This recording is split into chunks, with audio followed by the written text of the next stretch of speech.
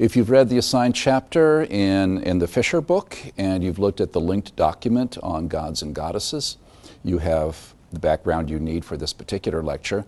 I wanted to spend a little bit of time talking about the interrelated stories of several of the most honored, most popular goddesses. Now remember, all of the gods and goddesses are all simply aspects or manifestations of the supreme God. There is one God. All these gods and goddesses are simply certain aspects of that God portrayed in a form that is comprehensible to us because it's portrayed as if it was a human or superhuman form. Okay? Lakshmi. Lakshmi is actually one of the most popular forms of the goddess. Lakshmi is associated with prosperity, with worldly success, financial success, success in business, this sort of thing. I want to read you quickly a little verse dedicated to Lakshmi. O great Lakshmi, bestower of success and intelligence, worldly enjoyment and liberation, I bow to you, O goddess, whose form is the mystical symbol. By mystical symbol, they mean the syllable Om. Okay? So what is she associated with? Prosperity, luminosity, good fortune, wealth, power, and self-actualization. Now, what does that sound like? Remember the lecture, What Do You Want? That sounds like the lower pursuits. But there's the great cosmic trick, that if you pursue worldly success, but you do it as a way of honoring the goddess, rather than simply for trying to acquire the small self, the self with a small s. Okay? If you do it realizing that ultimately your true nature is that the Atman is Brahma, okay, then you are worshiping the goddess through your activity. In the Bhagavad Gita, Krishna says, I am always active. I am never without action. Well, Lakshmi is always acting as well. Lakshmi, if approached with devotion, if you get yourself spiritually in harmony, and vivacious and focused, what you need to accomplish in the world in order to live and flourish and be happy, you will be able to accomplish. Okay? But more than that, if it's all done as a devotion to the goddess, it will become a vehicle to seeing the divine nature in yourself and in all of your activities and in all of those with whom you are related in those activities. Okay, so it would be a mistake simply to think of Lakshmi as a goddess who is going to give you a cushy life. That's not what it's about. She's going to give you what you need. What you need may not be what you think you want. Okay? We'll talk more about that in a moment when we talk about Kali. Okay? She is generally portrayed with having 4 arms. In one hand is a lotus, symbolizing Dharma. We've talked about Dharma before. Another hand, golden coins cascading down. That's Artha. Artha is worldly success, success in your endeavors, gain, if you will. Keep that in the back of your mind, because I'll point out that when we turn to Buddhism, that the historical Buddha's name is Siddhartha. Okay, it's the last part of his name is that word, Artha.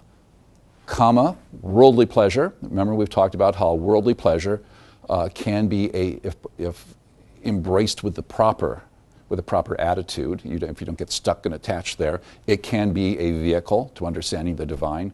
Pleasure dissolves into bliss. Bliss dissolves into pure consciousness. Pure consciousness dissolves into knowledge of the One, of Brahma. And moksha, which is, of course, liberation. You're getting out of the grip of blindly stumbling through the karmic realm, through all these cycles of rebirth, blindly bringing suffering on yourself and others. These are the forms of success that Lakshmi is associated with. Lakshmi frequently, if you will, transmutes into other goddesses, okay, as you would expect, because they are all simply different faces of the one divine. Durga is one of the most popular of the Hindu goddesses. She is a warrior goddess. She's often seated on top of a lion or a tiger, more frequently a tiger, sometimes a golden tiger, sometimes a white tiger. She has, in addition to the same sorts of things in her hands that Lakshmi might have, with the exception of the gold coins, she has a whole array of weapons. Why? Because she's doing battle. She's doing battle for our well-being. She's doing battle to overcome vice and greed and ignorance and illusion and all the things that keep us suffering. Read you a verse to Durga. I bow down again and again to the goddess who is manifest in all creatures as strength and power. And it pretty much says it all. She is beautiful. She's very beautiful. And that attracts the demons to her, and once she's attracted them to her, she can destroy them. Okay? Now, of course, the metaphoric content of that is pretty obvious. If, in fact, we have this resonant center of our union with the divine, all of our vices, our greed, our fears, our biases, our ignorance, and so forth, are drawn to that like a magnet, but it will destroy them because it is their contrary. It will dissolve them. They will evaporate. Okay? Very famous story of Durga. There are lots and lots of stories about all these goddesses, but one of the most interesting is about Mahisha. Mahisha is the buffalo demon. The buffalo demon is about to destroy the world and make it uninhabitable for mankind. Okay? For humankind. Why will that happen?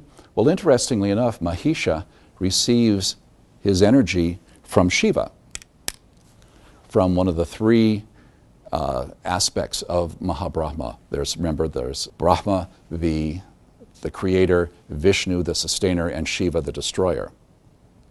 Well, what destroys us, what makes the earth uninhabitable for us, our ignorance, our greed, our cruelty, all those kinds of things. Why would this be invested with divine power? It's invested with divine power so that we have to confront it. We have to do something about it. This has the power to destroy us. We either deal with it or it destroys us. Durga does battle against the buffalo demon, who represents the ego, the dark side of the ego, if you will. There's a little problem. Each has an attendant set of divine warriors to help. But every time you kill one of these divine warriors, on Mahisha's side, as soon as the blood hits the ground, a new demon pops up. Every drop of demon blood produces a new demon. Okay? When Durga finally manages to lop off Mahisha's head, a new head pops up. And all the blood that's spilled becomes more demon warriors. So, the more successful she is in the battle, the more overwhelmed it's becoming. It's not looking good for Durga, for the power of the light as opposed to the power of the darkness, and it's not looking good for the future of humanity if this continues. At the crucial point, as the story was told to me by a priest, Durga's head simply splits open and out pops Kali. Okay? Now the demons are in trouble. Now Kali, you're probably familiar with images of Kali. You know, the fangs, the tongue sticking out. She's either black or dark blue in color, wild hair, the garland of skulls or severed heads around her neck and around her waist, weapon in each hand. Kali is the power to destroy our demons. Kali is the power to finally defeat the seeds of evil. Every time we try to destroy a vice, let's say, look at that, I've destroyed some of my greed. Guess what? I just planted the seed of arrogance. Okay, I destroyed my arrogance. No, I didn't. I just planted another seed of arrogance by thinking to myself as somebody who destroyed my arrogance. It just keeps proliferating. Every drop of demon blood that hits the ground sprouts another demon. Kali's tongue is always portrayed as sticking out. What she's doing is, as she's killing the demons, she's like a dog, right? Licking up all the blood. No blood hits the ground. She swallows all the blood of all the demons she's slaying, so no more demons are generated. And Kali saves the day.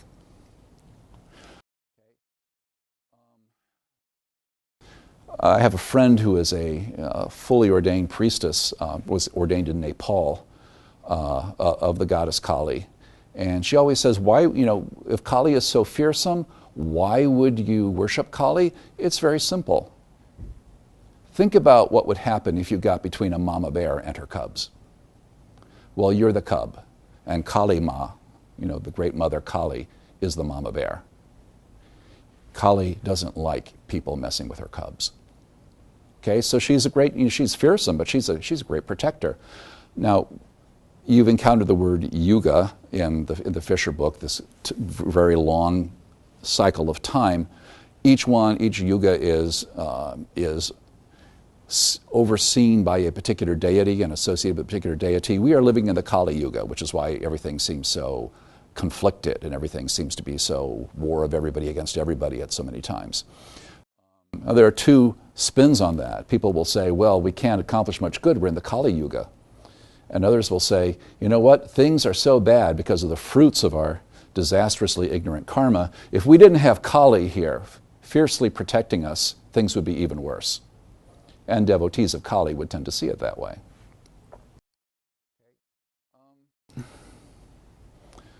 What does it mean to lick up the demon blood and take it into yourself? It means that you understand that those dark, destructive elements are also part of you. You accept them and you transform them. Accept doesn't mean you're going to empower them. It means that you don't see them as other, you see them as part of the whole scheme, the whole tapestry. And your phenomenal self is no different from them. To the extent that they are an illusion, you are also an illusion, but it's all essentially part of the cosmic tapestry. You take it into yourself rather than seeing it as the evil other, which of course exalts you to, the great good. Not long ago, an Indian company called Virgin Comics, the reason it's called Virgin Comics is because it's actually owned or was originally funded by the same people who do Virgin Air and, so forth and so forth. So Virgin Comics, Virgin Music, right? Virgin Comics basically does graphic novels, many of which are based upon Hindu myths. This one, Virulence, it's called, has a very, very interesting take on the myth of Kali. Kali is in Afghanistan. Okay? The soldiers find that whenever they kill an insurgent, whenever they kill a terrorist, more terrorists pop up. That sounds familiar, doesn't it? That sounds like something that's actually true. You kill a terrorist, guess what? His uncle becomes a terrorist. You kill the uncle, his cousins become terrorists. Every time you kill a terrorist, you create more terrorists. So what happens? Kali comes to the rescue. And as she kills the terrorists, she is doing that thing of licking up the blood, which clearly becomes symbolically, I am taking their suffering, I am taking their anger, and I am bringing it into my own heart. Not to make myself like them, but rather to transform it into compassion. Their anger doesn't create anger on my part. Their violence doesn't create violence on my part. But rather I transform that into compassion and understanding of where their suffering is coming from. And of course the moral of the story there is, if you want to put an end to terrorism, it's not simply going to be done by how many people I kill. It's going to be done by, do I understand the suffering of these people that is giving rise and empowering these terrorist movements? And when I address the root causes, when I take that into my own heart and address the root causes, there lies the solution. And that basically is very much harmonious with this myth of Kali. Okay, now, why on earth would God, if you will, why would God allow these dark elements, these destructive elements to exist? Well, it's all part of the cosmic tapestry, as I say, light and dark. Creation, sustenance, and destruction. Birth, death, rebirth. It's all part of the cosmic tapestry. We talked about Lila before, divine play. It almost seems kind of sadistic. God's playing with us? That's why we have terrorism and plagues and famine, because God's playing with us? Well, okay. We also talked about Maya, illusion. What's the difference between Lila and Maya? You could write a dissertation on that, but the short answer is, if I see this cosmic tapestry and I take it to be ultimately real, and I do not understand where the conflict and the suffering comes from, which is from avidya, ignorance, then it's Maya, because it's trapped me in its web. But when I see through it and I understand it is all part of the unfolding of the infinite possibility of light and dark, then it's Leela. It's divine play. Think of the play not in terms of, God's toying with us, but rather in terms of a play, like a grand Shakespearean tragedy. Of course, there are dangers in taking that too literally, but it is, however, simply like everything else in Hinduism, it's an image that gives us a portal to understand in an edifying way what this is all about. Okay, 2 stories, both of which are on topic. A friend of mine was for many years he was the East Coast United States coordinator for Maharishi Mahesh Yogi, who brought transcendental meditation to the United States, which for many Americans was their first taste of meditation practice, their first taste of Eastern thinking. And he was more or less Maharishi's right-hand man for well over a decade. But he told me that in a meditation session once, a meditation retreat, a young man raised his hand and said, Maharishi, actually it bothers me to say Maharishi, the Sanskrit is Maharshi, but in America we always say Maharishi because we don't know any better. Well, someone said, why does evil exist? Why, if all the evil and the conflict and the ignorance is all also a manifestation of God, why did God manifest all of that? And Maharishi just beamed and said, he didn't. And then continued teaching. And the young man who had questioned was befuddled. And sat there, stunned with that answer. Finally, he raised his hand again and said, I don't understand. You just said this is all an unfolding of the divine consciousness. This is all an unfolding of God. And you just said now that God didn't make all of this unfold. And Maharishi said, thinking about it in that way isn't going to get you anywhere or do you any good. Okay? So in other words, no doctrine is actually true in some absolute sense. Every teaching that's given to us is a tool to help us realize that the Atman and Brahma are one and the same. Getting sidetracked into segues about, but what about, it's not going to help.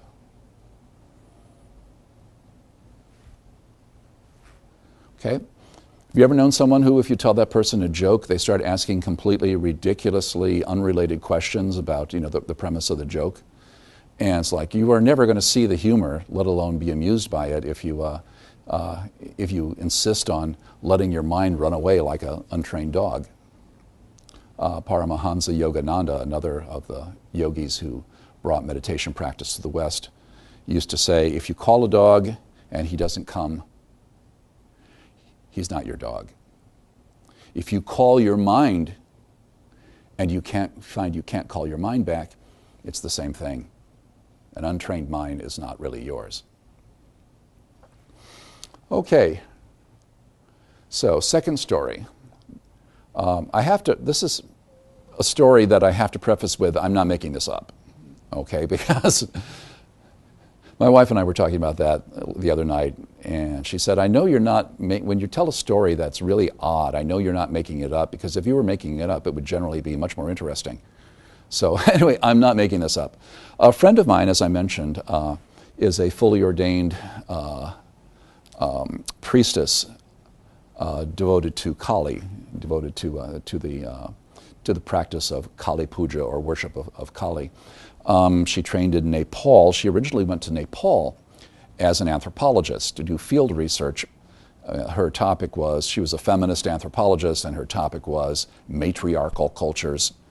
And she wanted to look at, matriarchal religion and matriarchal social structures in Nepal, and got involved with, the importance of their worship of Kali and all of this, their elevation of the divine feminine. She was participating in a fire puja, that is it's a ceremony using fire to honor Kali. And as she told the story, all of a sudden she felt, she didn't see, she didn't hear, but she felt something fly across the room and hit her in the chest and go into her chest. It hit her so hard it knocked her, literally knocked her off her feet onto her back. And she said she knew it's Kali. And she said, she, as she tells the story, she said she went around for days afterwards saying, "Go away. I didn't ask, I'm a scientist, I didn't ask for this, go away, this is not what I'm here for." But everywhere she looked, of course she was in Nepal, but everywhere she looked she saw Kali, images of Kali or things that reminded her of Kali, and she realized, look, Kali's chosen me. So she talked to some other people who were well established, some of the people from Nepal who had spent their whole lives devoted to Kali, and they said, yeah, she's chosen you. You're going to have to run with it. So she is now a fully ordained priestess in the worship of Kali. That's what she does. That's her life. She said, she can't think of any more vivid way of getting a calling than the deity simply grabbed you and said, "You're in." So, what do I make of that story? I'll put it this way: just as belief can be dogma, skepticism can be dogma as well. I have absolutely no reason to believe that what she experienced as she described was just as she described it to me. Okay, and it's been a very, very dynamic and very empowering part of her life since then. So, something for you to think about. Lakshmi and Kali. Lakshmi gives you everything that you need. Kali takes away everything that you don't need. Now think about that. Is that different? If you're taking away my useless desires, taking away my vices, taking away my bad habits, taking away my delusions, taking away my attachments, you're basically freeing me from all that stuff. What's left is simply, the Atman is Brahma. If you're giving me everything I need, you know what? I don't really need that plasma TV. I don't really need that new car. I don't really need to get this degree, whatever. Ultimately, what I need in my life is to realize that Atman is Brahma. So if she's giving you, this aspect of the goddess is giving you everything you need, and one's taking away everything you don't need, that converges, and it's essentially the same thing.